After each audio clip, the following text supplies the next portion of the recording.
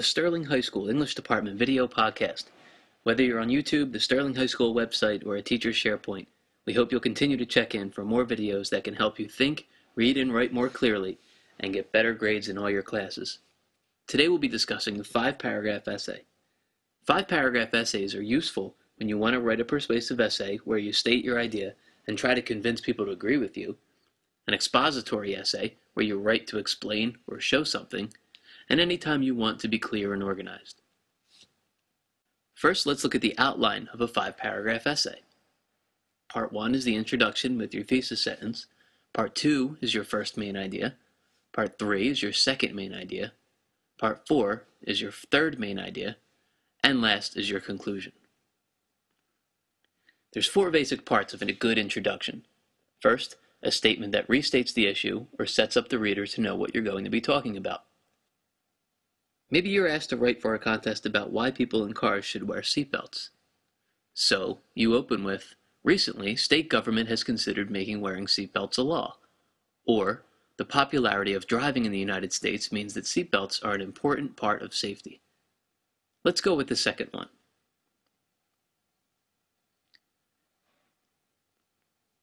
Now you need a good thesis sentence for your intro paragraph. This is called the what-why formula. First, ask yourself, what do I think? For this essay, you think people should wear seatbelts. Then ask yourself, why do I think it? Brainstorm a couple reasons and see what you can come up with.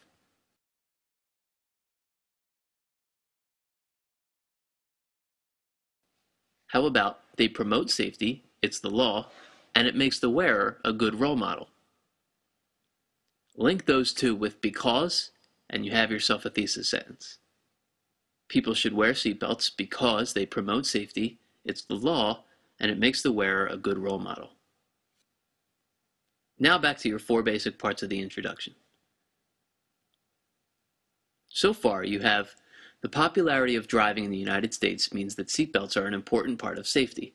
People should wear seatbelts because they promote safety, it's the law, and it makes the wearer a role model. The third part of the introduction is for you to write a sentence about each of your 3 reasons. So you'd write a sentence about seatbelts promoting safety, a sentence about seatbelts being required by law, and a sentence about seatbelt wearing making you a good role model. Finally, conclude with a sentence that makes the reader want to move forward for the rest of the essay. Wearing seatbelts can make our community safer and happier for everyone. Now you're ready to move on to your second paragraph. Start with a topic sentence. This sentence lets the reader know what the paragraph is going to be about.